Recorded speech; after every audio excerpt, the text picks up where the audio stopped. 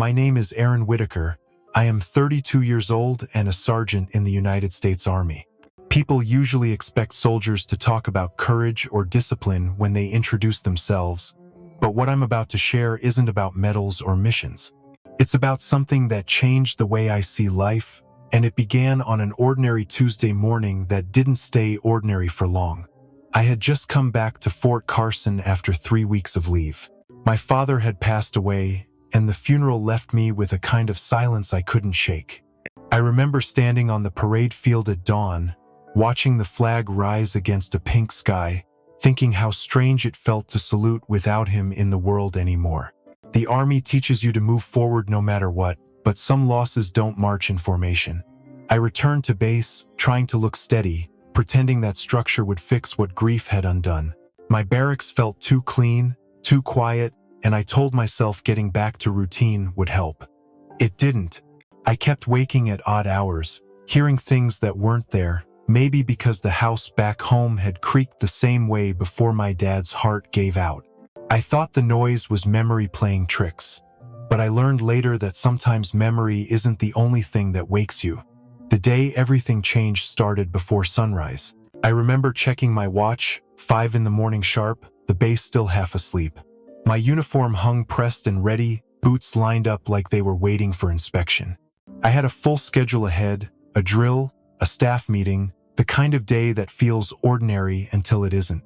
I didn't know that within a few hours, one strange knock would make me question every rule I'd ever followed.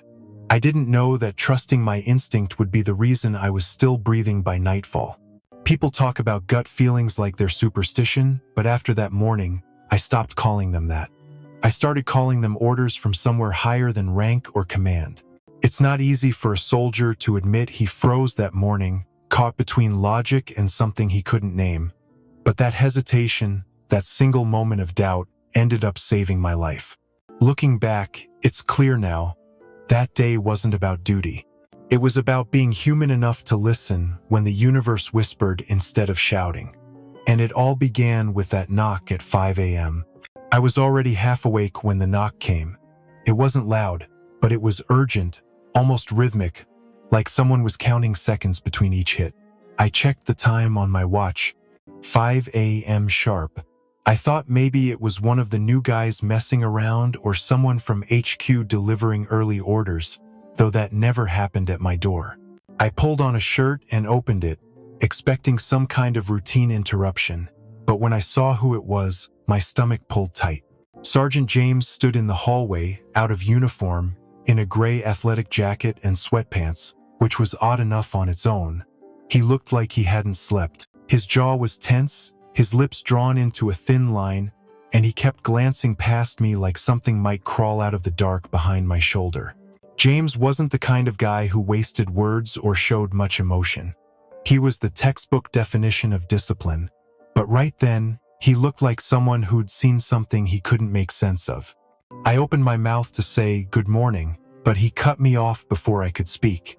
He told me not to go to training that day. Just like that. No explanation, no tone of suggestion.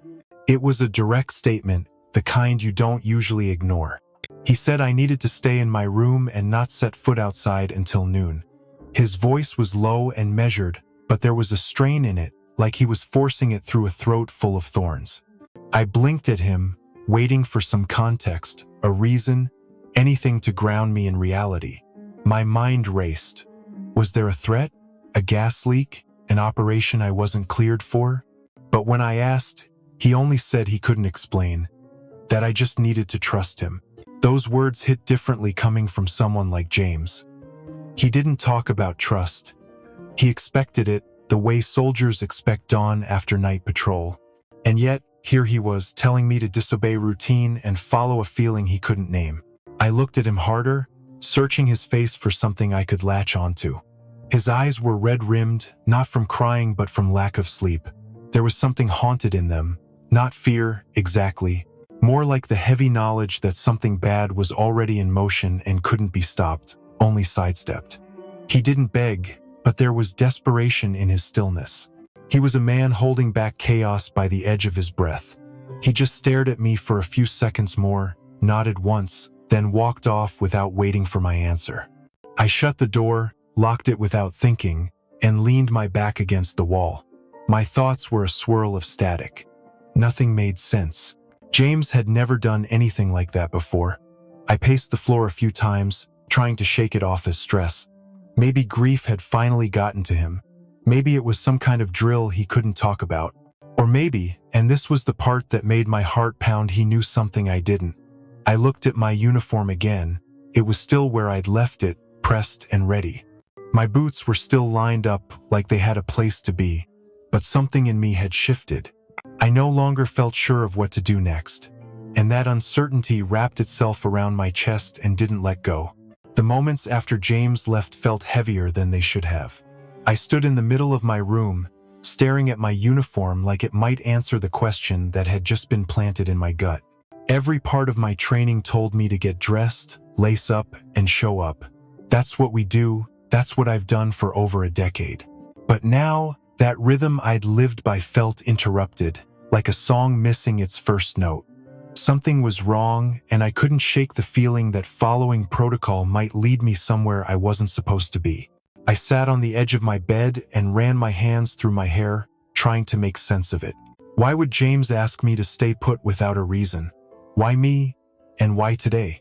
My thoughts kept circling back to the way he looked, not scared but resolute, like someone who had seen a ghost and accepted its warning. It brought back something I hadn't let myself think about in months. The morning my dad passed. He had told me the night before that he felt off. Said his chest felt tight, but didn't want to make a fuss. I told him to rest and we'd go to the clinic in the morning. I didn't listen to the part of me that wanted to call an ambulance right then. He died in his sleep before sunrise. That memory clung to me like smoke. I had ignored instinct once, and it cost me more than I could ever explain. Now here I was again, standing at the edge of a decision I didn't understand. Was I really about to base my next move on a hunch? On a dream someone else might have had? It sounded ridiculous, even dangerous.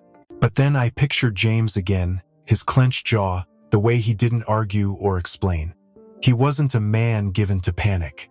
If he told me to stay, maybe that was the clearest order I'd ever been given, even if it didn't come from command. Outside, I heard the barracks come to life. Footsteps, doors opening and closing, the usual rhythm of soldiers moving out in sequence. I opened the blinds and watched them gather, dressed and focused, joking quietly as they headed toward the trucks. That's where I should have been. That's where every part of me wanted to go, to avoid standing out, to avoid questions later. But my feet stayed planted. There was a tension pulling me in both directions, like standing between gravity and freefall. I didn't like the way it felt, but I knew that doing nothing was, in this case, a choice, a risk, maybe even a test. I pulled out my phone, considered texting someone from my unit, maybe asking if they'd heard anything strange from James. But I stopped myself. The moment felt too delicate, like anything I did might tilt it the wrong way. So I sat back down, fully dressed but unmoving, and waited. Waited without knowing what for. My eyes kept checking the time. 7:03, 7:47, 8:12. Each minute dragged longer than the one before. I imagined what the drill might look like, who would be leading, and how the air probably smelled of sand and fuel. But I stayed right where I was, silent, watching shadows shift across the wall. Something told me this wasn't about fear or obedience. This was about timing. And by the time 9:47 hit, I'd find out just how much that timing mattered. At exactly 9:47, the ground shook beneath my feet like a giant had slammed its fist into the earth. A sound tore through the air, deep, ripping, violent, and the windows in my building rattled so hard I thought they'd shatter. I didn't even have time to think. My body moved on instinct, sprinting down the hallway, boots slamming against the tile, heart already hammering before I reached the door. When I threw it open, the sky was cloudless, but the horizon glowed orange, and a thick black column of smoke twisted into the air above the training field. The smell hit me first. Burnt fuel, scorched rubber, and something far worse underneath it all, something metallic and raw. I ran toward the noise, legs moving faster than my thoughts, until I reached the clearing and saw what was left of one of the transport trucks. Flames licked the sides, the windshield was gone, and pieces of the engine were scattered across the dirt like shrapnel from a war zone. Bodies were being dragged out by medics. One of them was Private Hall. He was the one who took my place on the truck that morning. His face was blackened with soot, his uniform torn, blood soaking through his vest. I stopped cold. My knees wanted to give out, but I stood frozen, watching as they lifted him onto a stretcher. I couldn't look away. Guilt clawed up my throat, mixing with the bile and disbelief. I should have been on that truck. That was my seat, my assignment. My name is on the roster. And yet, I was standing there intact, untouched, while someone else paid the price for a warning I still couldn't explain. The hours after the explosion passed in a strange blur. My body moved, but my mind was stuck somewhere between shock and disbelief. I gave my statement. I checked in with my unit. I watched updates come in on Hall's condition, but none of it felt real. I kept replaying the moment he was pulled from the wreck, his blood soaking the dirt where my boots should have been. That could have been me. That should have been me. I couldn't understand why I was still standing while he fought for breath in a hospital bed. That night, just after lights out, there was another knock at my door. This time it was slower, quieter. I opened it to find James, still not in uniform, his face drawn like he hadn't slept since morning. He didn't ask to come in. He just stood there and told me the truth. He said he'd had a dream the night before the explosion. In it, a soldier had appeared. An older man in dress blues. Calm, steady, eyes sharp like he knew more than he was saying. The man looked straight at James and told him, clear as day, to keep me off that field. James didn't believe in signs or omens. He never had. But something about the dream stayed with him. It didn't feel like imagination.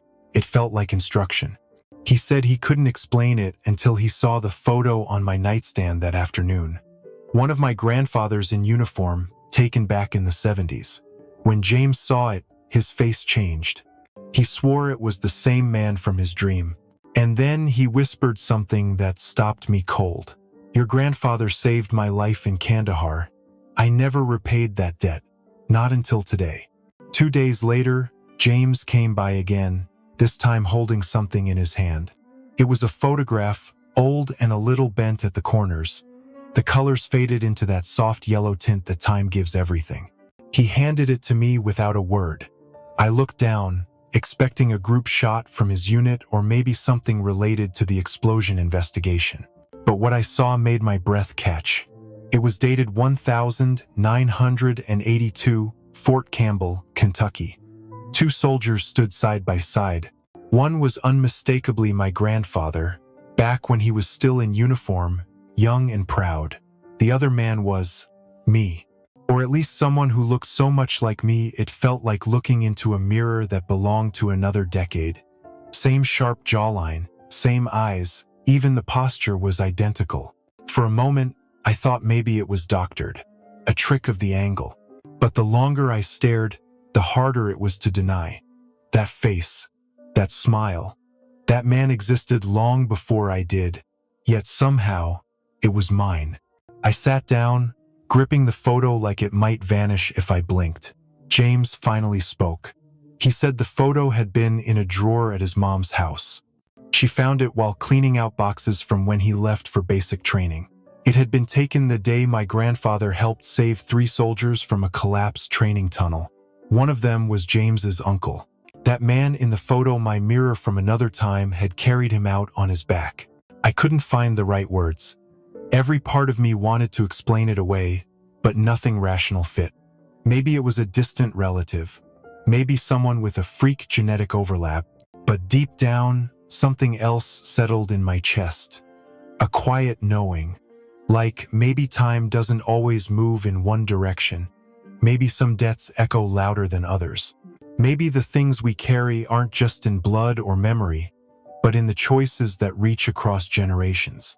I thought about the explosion again, about how I'd been spared by a warning that made no logical sense. And then I thought about this photo, this link between my grandfather's courage and my survival. Maybe he wasn't just watching over me. Maybe part of him had always been inside me, waiting for a moment like this. I didn't need to understand it fully. Some things aren't meant to be dissected. They're meant to be felt. I slipped the photo into my wallet. Not because I needed proof, but because it reminded me that kindness doesn't stop at the edge of a life. It travels, it waits. It finds a way back when we least expect it. And sometimes it wears a familiar face. I think about that week more often than I admit. Not because of the explosion, though I'll never forget the sound of it. Not even because of the photo, or the strange twist of time it brought into my life. What stays with me is something quieter, something that changed in me, deep down, where the uniform can't reach. After that day, I stopped brushing off instinct like background noise. I started listening when something felt off, even if I couldn't explain why. I began to believe that intuition, especially the kind born from love or loss, might be its own kind of wisdom. It wasn't just about me anymore. I started showing up differently. I talked more to the younger guys, the ones who reminded me of myself when I first enlisted, all sharp edges and shut doors. I checked in on them, not just with orders or drills, but with real questions. How's your head? How's your sleep? Do you feel like you're holding up? Those small moments added up. And the more I gave, the more I realized I wasn't just passing time here. I was passing something on. I remembered how my grandfather used to say that service wasn't about the job. It was about the people. That real strength is knowing when to follow, but also when to stop and ask why. I used to think those were just old man words, softened by age. But now I see they were road signs, markers left behind for me to follow. He might be gone, but his story isn't. It lives in the way I lead, the way I listen, and the way I choose to show up when it matters most. There are moments in life that don't make sense until much later. When they arrive, they're foggy and sharp at the same time. But if you look close enough, you can feel the pattern behind the chaos. Like someone, somewhere, is nudging things into place. I used to need proof for everything. Now, I just need to feel that quiet nudge and trust it. Because some debts, I've learned, don't belong to time or contracts. They belong to the heart. Kindness doesn't vanish when we do. It echoes. It waits for the right moment to return, sometimes in dreams, sometimes in faces that look like ours, and sometimes in the quiet decisions that save a life. Since that day, I've lived with a different kind of purpose. One that doesn't fit neatly into duty rosters or rank. One that says, if I've been given another day, then I've been given another chance to pay it forward. And that's what I'm doing, every single day, one small act at a time, for my grandfather, for James. For the kid who didn't know what a gut feeling was until it saved him. Some debts transcend death, and kindness always finds a way back. So let me ask you this, has there ever been a moment in your life when something told you to pause, to stay, to listen, and did it change everything?